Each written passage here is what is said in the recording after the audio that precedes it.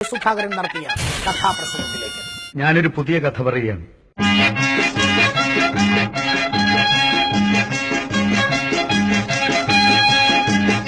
മുഖ്യമന്ത്രിയോട് ഞാൻ പറയുന്നു, ഇത്രയും ദിവസങ്ങൾ കൊണ്ട് ഇത്രയേറെ അബദ്ധജടിലങ്ങൾ എഴുന്നള്ളിച്ച ഒരു കായിക മന്ത്രിയെ ഒന്നാം സ്ഥാനത്ത് നിന്ന് മാറ്റാനുള്ള ഔചിത്യ ബോധമെങ്കിലും ശ്രീ മുഖ്യമന്ത്രി ശ്രീ പിണറായി വിജയൻ കാണിക്കണം.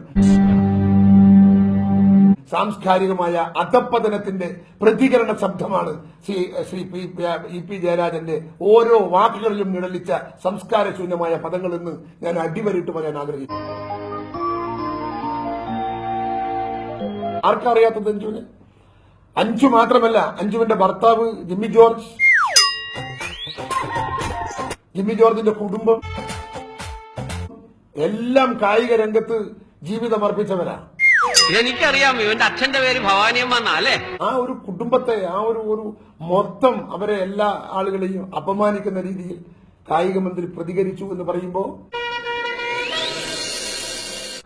വളരെ ഗൗരവമായി സംസ്ഥാനം ഈ വിഷയത്തെ കാണണമെന്നാണ് എനിക്ക് ഈ സന്ദർഭത്തിൽ പറയാനുള്ളത്.